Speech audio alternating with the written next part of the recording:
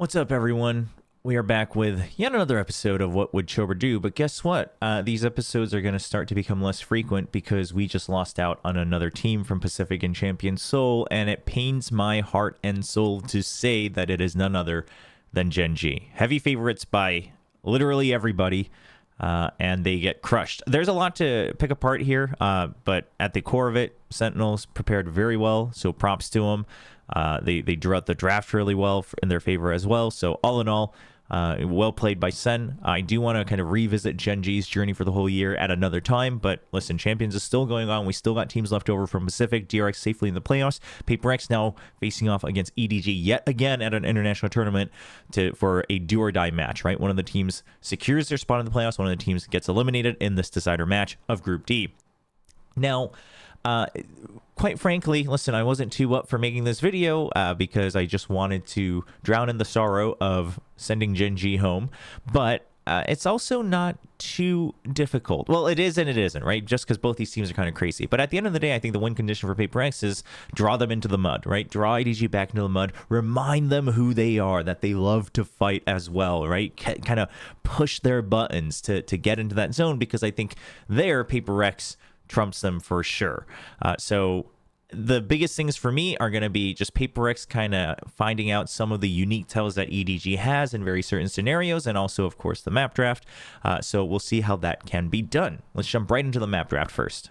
So this is what I came up with. I've actually been like 50% right about most of these, like the bans, but then what I'm finding out is that teams spend a lot of time countering each other. They spend a lot of time trying to counter each other in terms of the draft, just so they know how to pick apart certain tendencies. You know, they know that you're kind of relying on your fundamentals, etc. So I could be wrong yet again.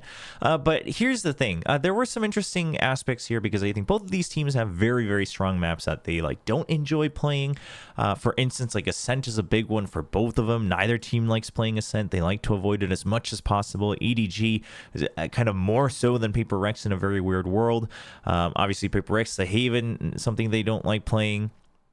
The Icebox is one that EDG used to not like playing, but obviously they showed very, very good prep against G2 and picked that one apart. And then there's, other maps where they're both like, yeah, we're okay to play that. But I have a feeling, so this is where I could be wrong. EDG, because I want to give credit to EDG, they've been doing really good prep. Like that game against G2, it's not like rocket science, but also like not a lot of teams do it, right? Which is why G2 looked pretty good. Paper X couldn't do it, but EDG did, where they pick apart how G2 wants to play it, and they change their composition to accommodate that. Right, they have the Silva KO instead of the Silva Gecko, and then they come in and they are able to win that map in that best of three. So there is a lot of credit to EDG. Now, the reason I still think the Sunset is probably going to be banned is just because a lot of teams have thought that against Paper X's Sunset. It's been a dominant map for them for a long time, and very, very, very, very, very few teams have succeeded. Team Secret. So, and other people have put a dent in them, but it just hasn't been successful. So I don't know. Do you risk that? Do you think you can? Because here's the thing. I think the way it's played, you have to basically change how you understand the map to try to trump Paper X on that map, because you can try to counter them, but just the way that the sites are played and things like that, it's still going to devolve into a lot of fights, and Paper X know how to push up the tempo. So listen, I think it's probably a safe bet for EDG to just ban the Sunset. It's not like it's 100% go-to map for them. And while, yes, you could try to counter, we just witnessed other teams trying to do that even here at Champions Seoul, right, in the form of Foot. So I don't know if you try to be like, well, I could do it better than you. So feel like that'll be banned. Now, for Paper X, I think this is a no-brainer. You ban out the Haven because the Ascent, I don't think it's EDG. It's not a priority pick for them. If they do pick it just because it wasn't banned first, just to try to counter Paper X, well, GG, then EDG is just better prepped than you are. But this is a map EDG hates playing, so I think you're okay to leave that open. And quite frankly, I think EDG, they look comfy to play with the Neon here on Haven. Paper X probably still doesn't, so I think you ban that out. Which leaves us, if it goes as planned, with these 5 maps. Now, this one took me a little while because I'm sitting there wondering, well, what does EDG pick? Part of me was wondering maybe it's the Lotus. Maybe it is. And maybe it's the Icebox just because they trumped G2 on it. But here's the thing, is that they were able to read G2 style and counter that, but the counter to Paper X's style is G2 style. And I don't know if EDG is willing to play that to counter it. At which point, Icebox, as we just saw with the Gen G and Sentinels matchup, devolves into a lot of skirmishes. It's a lot of duels. It's a lot of aim battles. It's a lot of trading. And I feel like EDG, while yes, they beat G2 and Paper X didn't, I don't know if you're going to be willing to basically give Paper X opportunities to get a score on the board. So EDG probably will not pick it, at which point, like, they weirdly like to pick the bind. I will never understand this. They have always been like this. Their bind has never been convincing for me, but they like to pick it for whatever reason. At which point, if Paper X is expecting that, I think Paper X is fine picking the Lotus, while, EDG, yes, Smoggy plays the Clove and things like that. The thing is EDG also plays no Sentinel on the Lotus, so you're looking at a map where you can try to draw into fights a lot. You're not worried about the Sentinel really ruining your entry. It's just going to be clashes all around. It's not like you're going to pick the Ascent. I don't know if Paper X confidently picks the... I don't think Paper X picks the Icebox either, just because EDG showed that they are willing to, expand their repertoire to counter somebody else. So I don't know if you necessarily do that. And then the Abyss, I think you're okay to play it, but I don't know if you pick it. So I do think Paper X should be favored here in the Abyss. But so most likely they just kind of take these, hey, we'll take the okay maps in the leftovers scenario, and then you come in, and at that point I think the Ascent is a go-to ban probably for EDG, and then Icebox is a no-brainer for Paper X. I think if it's between Icebox and Abyss, I think you're going to play the Abyss, where you think you still have a little bit of a strategic edge as well, and then we'll go from there.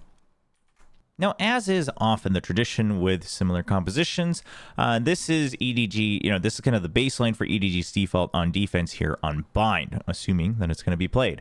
You've got the Fade kind of watching showers. You're able to get info. You're able to throw the Haunt up for a counter Haunt on the entry, things like that. Sometimes the Raze is there to peek, take the Orb, and then maybe rotate afterwards, or maybe they're watching short, with the Brim or something like that. Now, depending on the team, sometimes you have interchangeable positions with the Viper and the Brim, but EDG seem to like to favor the Viper kind of being on the B side, the Brim being on the A side, maybe being able to rotate with the Stim Pack. Sometimes it's the Raze that rotates, and then the Gecko is here. Now, sometimes, of course, the Fade and the Gecko could be swapped over, depending on the play they want to make. But here's the thing. The one constant is that the Viper is usually either on the site on B or watching Hookah. They might help peek out nice and early alongside the Gecko, just so they can help place the Poison Cloud, especially if the Brim is just going to start entirely on the A side. So you have some semblance of B main control. But what doesn't ever happen is the Viper watching main alone, which honestly should almost never happen for any team, because you don't really have any information you can gain. Yes, you have the smoke, but the only way for you to gain information is to reveal yourself and put yourself at risk. So this generally never happens, except for this one time. So right off the rip, you're going to realize, hey, there's a triple stack over here on the B side. A side is just going to be looking for information, and the Brimstone looking to help delay. What's going on over there on the B side? Well, let me tell you what's going on, is that they're going to go ahead and throw the Poison Cloud. No big surprise there. So the Poison Cloud goes down. As you see in the lower right of the actual play screen, a Dizzy has been thrown by Trent to try to see, is there a push out, trying to delay that, get some information. I don't think anyone gets tagged by it necessarily, but Kong Kong has now been hidden inside this corner. Now, you still have nobody on the Gecko standing by as well to make sure they can throw the Dizzy and try to counteract any push-up B main. But now keep an eye on the minimap. And what you're going to start to see is, or even just the game screen itself, is that Chichu starts jump peeking as the Viper, right? This is just weird. It is very weird. And Icy kind of gets, he gets note of it. He's going to send the Boombot. He's trying to see. He knows that something's not right. Like, something is fishy. And then, EDG, I think, seemingly makes a mistake here where Kong Kong actually TPs out. So it is all revealed. But listen, it seems like a very obvious tell, and it really should be, but I just want to note that EDG has done this one time in their match against G2, and it's a very telling one, but this is their way of saying, hey, we have a trap here. This is not something anyone should ever be doing. We never do it, and this is like the one big deviation that we're seeing from them, where they want to try to set up a trap play to punish any sort of interest in B main. Now, after the timeout, coming into round 6 from EDG, we are going to see them go for a 4-stack over on the B side. It's just Simon chilling out on the fade here in showers. And we'll keep our eye on the minimap to see what really transpires here. So immediately, it's a brimstone smoke. That's already a little different, right? So a brimstone smoke to delay here. It's not the poison cloud. And then you're going to still have a prowler creep out here. Simon kind of taking a big risk creeping up still, but you do have the poison screen, so that should be helping you a little bit. That's just going to deter them. That, Simon's just kind of faking them out, being like, yo, we have presence here in showers. Like, you don't want to be rushing this. We got the poison screen, the toxic screen and everything. Like, you don't know what's back here. So this is Simon just buying time. Immediately after the brimstone smoke, we are going to see the rotate over from Smoggy. But what's interesting about this brimstone smoke is that it draws the guiding light, it draws out the own smoke from G2, and immediately EDG, because nobody's tagged here, they just decide that they're going to rotate. They're going to match this rotate. They're going to say, they're going to get the read, and they just say, listen, they have no information. They're still not re-clearing this, which is weird. So we're going to start to funnel people over. Generally, they don't start ever with a stack on the B side. But when they do, when they're going for a bit of a Hail Mary, they're stacking on B main. Worst case, you can TP over. It gives you that option. It does show that they do have a basic understanding of bind, no matter what I may think about their overall bind performance in their entire history of Valorant. So that's just, again, something to note, right? If there's a timeout, if you think this is a round where they're going to do something funky, then B main, right, that teleporter around that area, that's the one you want to watch out for. But the other thing you should be noting here is that they are willing to try to just outread the rotate, right? So instead of being like some of the other teams where they go for hard re-clears, where they need information, or where they're pushing and pulling across the entire map, they just kind of give you extra pressure, they draw out your pressure, and then they get a read on your tendencies. And they say, okay, you haven't re-cleared this, so listen, you're probably rotating, exploring the other side. We want to meet you there. And then worst case, we just rotate back. Now, looking at the attacking side of EDG, it should be noted that they are playing a double initiator setup here. And generally, when there is a Gecko on the team, the Gecko is the one who's going to be making plays.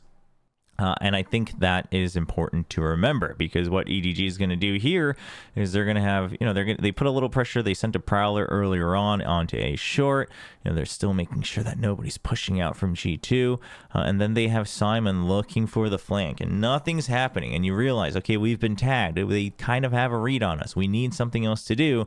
And Simon is going to be that something else. He's going to start to creep in towards B, just get up close and personal to try to make some noise. Meanwhile, the rest of the team is poised for an attack, and he sends a prowler. But G2 actually has the right read on this. He even sends a Seize. But G2, not only do they have the Seekers, which immediately tags 3 people somewhere on the A side, so they don't have to over-rotate too much. You do see Trent trying to figure out where's that last Seeker going, right? Was it going left or right? But eventually he's able to still stay with the team. But the other important thing to note is that Simon isn't ever the main part, or he's not a guaranteed main part of the force, right? He's not a guaranteed main part of the entry.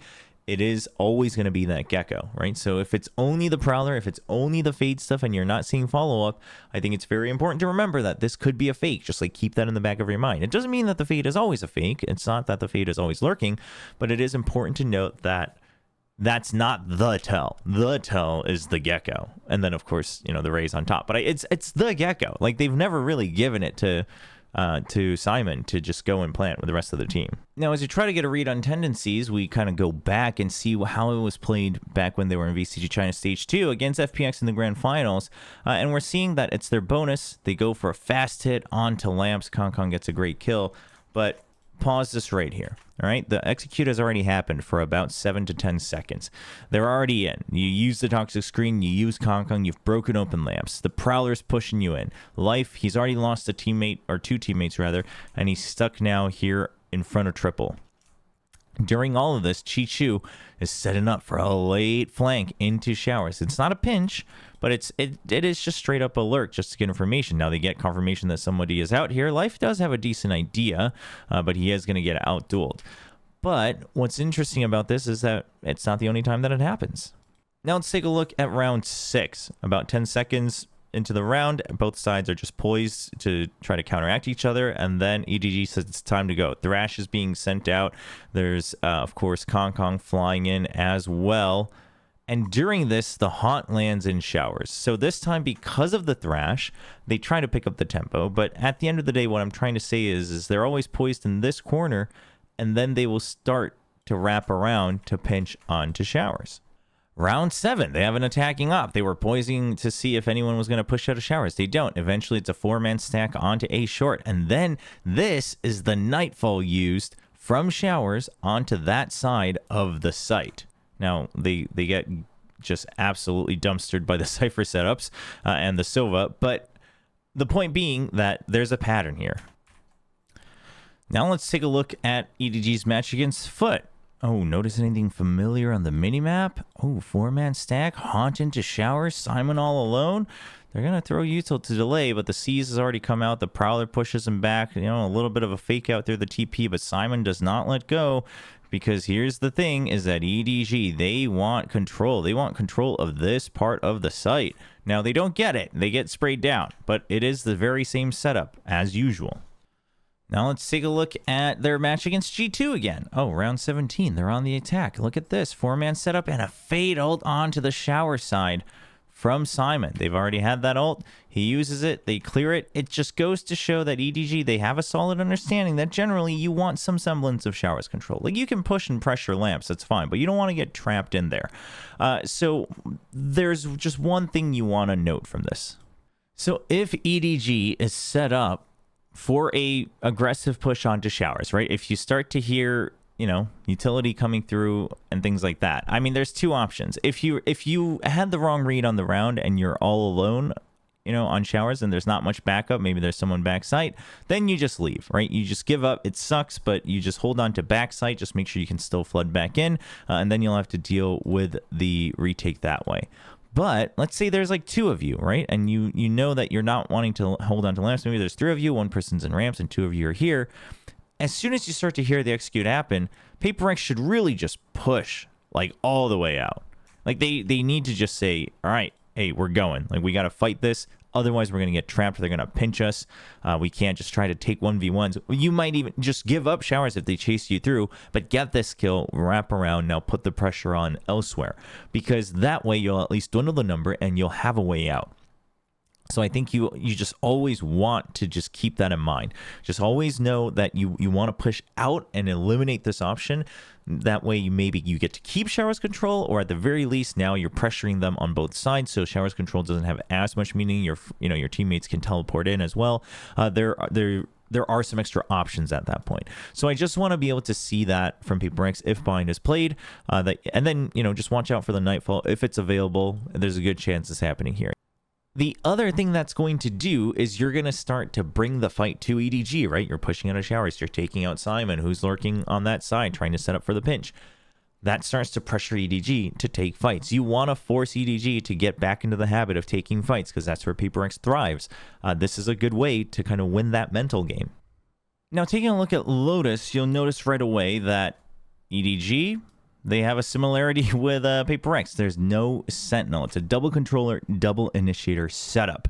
Now, there are a couple things we can glean from this, and obviously there's one very obvious weakness to this composition, which is the fact that it doesn't have a Sentinel. First things first, at the start of the round, Smoggy is generally the lurker. It's not always 100% true, but the chances of it are very, very high.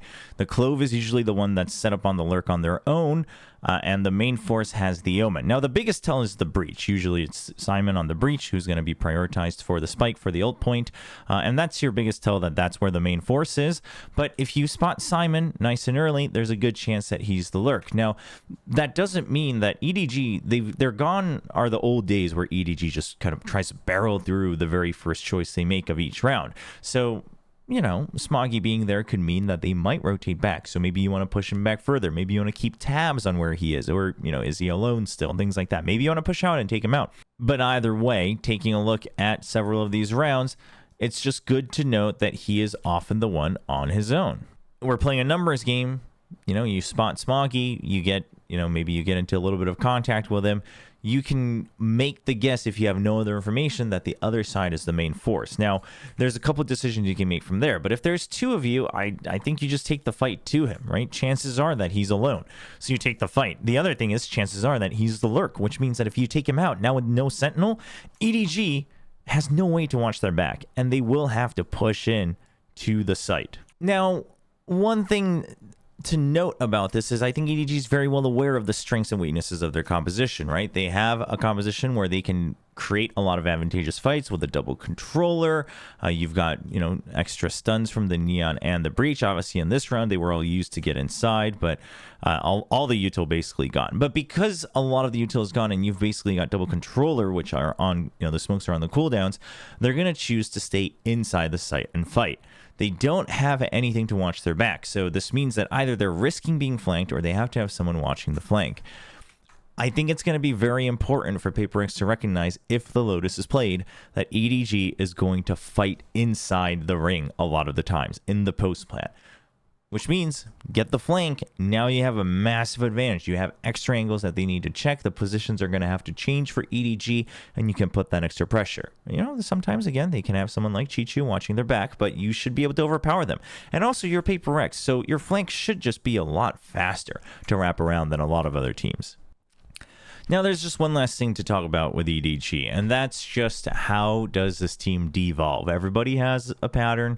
How does EDG devolve? I think we all know, but they go back to two steps. There's two steps to it. One is they start to just fight as five. They start to try to just bulldoze through. They start to just recognize, hey, our biggest strength is firepower. We got loads of it. Let's just overpower them, especially on the attacking side. And it can start to get a little scrappy. It can start to get a little rushed. Now, this is good news for PaperX because PaperX loves chaos. So that's one thing to note. But the other thing to note is that Kong's operator starts to come out a little bit more often, or in positions where it necessarily not, you know, doesn't, or in positions it shouldn't necessarily show up in. So there is a step-by-step here of EDG is going to try to play the map and try to counter you in step one, and then step two, they start to just, you know, push forward as five and try to overpower you on firepower. And if that doesn't work, it's op time, baby, and then it's Kong's op. This happens. You can actually see it happen just step by step in this match against G2, where, you know, they were so far behind. They were 9-3 at the half, so they start to just try to barrel through them, and then they get to the operator, and they are going to make it very close. They make it a very close game. So I'm not saying that it's like weak or it's just straight up bad. I mean, I don't think it's safe, but it is important to recognize that this is a pattern that they're going to have. So just because they bulldoze through you, that shouldn't scare you. Not that PaperX gets scared, but that shouldn't scare you and make you second guess yourselves. That just means that you're actually pressing all the right buttons, and soon an op is going to show up in Kong's hand. So again, these are environments that PaperX thrives in. I think that should be a benefit to them, but I think it's very important to recognize that there's a pattern here. And that's it.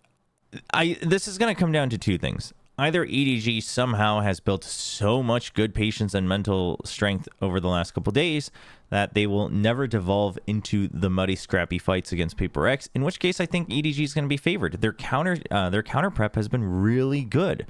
They've been targeting the styles and win conditions and tendencies of their opponents. Even in this match, the Icebox, I think it was just the prep that really carries them through. I mean, of course, the firepower, but the prep was so good. They just nullified G2's Icebox, quite frankly, after what they showed against PaperX. So they have that strength. This team has been showing a lot of good prep in their matches in the later part of this year. So I think you have to respect that. So if they don't fall into the chaos, I actually think EDG is going to come out on top a little bit because they're showing that they're willing to play that, you know, play a little bit against their opponent's strengths. But PaperX, with their tempo, right, and kind of bringing a fight to EDG, I think you can make scenarios where EDG just cannot refuse the fight. And then once you draw them into that pattern, into the chaos, into the grindstone, then I think PaperX should be coming out on top. Listen, I mean, I favor Gen G, and that didn't work out. So quite frankly, I don't know what to expect. I think this is some of the best, Valorant we've seen all throughout VCT, though, because teams are showing really good prep. They're evolving day to day, trying to counter each other, trying to prep against each other, trying to read into each other's tendencies. So again, it is a battle of prep, but assuming that the teams are somewhat even, I think PaperX comes out on top if they're able to draw EDG into the chaos and into the thick of the storm once again. If you enjoyed this video, let me know down in the comments below. Do you think PaperX has a chance, or is EDG going to join Trace Esports as the second Chinese team in the playoffs? And are we in Pacific once again going to have to put all of our hope into DRX? Of course, a like on the video helps as well. And if you would like to know more about the content that we put up and the live streams that we do, make sure you subscribe to the YouTube channel here and feel free to check out my Twitch also at Will Chobra. That's it for this one. I'll see you guys next time here on What Would Chobra Do?